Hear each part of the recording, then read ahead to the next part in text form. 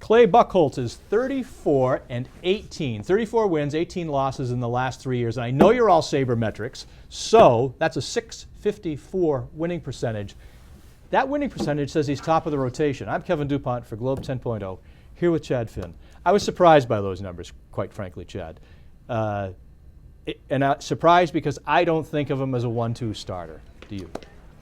Well, Terry Francona always thought he had the best stuff on the staff, but there's always ancillary issues. There's usually a health thing that comes out of nowhere.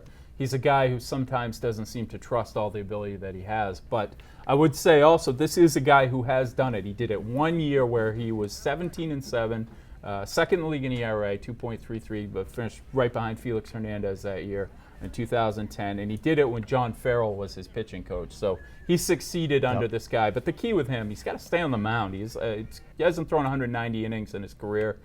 They need him to be that guy, to be durable, and that, to me, is the biggest thing that he needs to I prove. think you've hit right on it there. If you look at in today's five-man rotation, that means you're going to make 32 starts a year, 32, 33. Yep. But let's call it 32.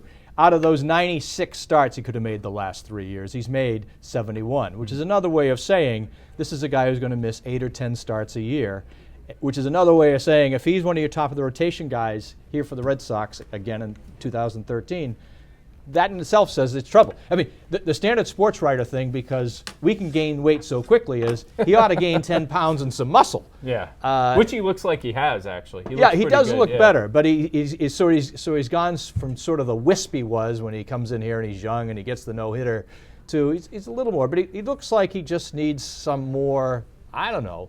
I know if you look at Pedro Martinez, you'd say, well, that's a load of hooey. But I think some of these guys, this being one of them, he could beef up a little. Yeah, he's very lanky, and I think that's where he's run into health issues before. It's muscle pulls and things like that. Yeah. The one really alarming injury he had was the back injury, because you look at him and say, there's no gut there. Why is his back bothering him at a young age where he should be in prime of his career? But I feel pretty good about Buchholz, and they do need him to step up and be that guy. He's always kind of got away from with being the number 3 guy because Josh Beckett was allegedly a top of the rotation pitcher.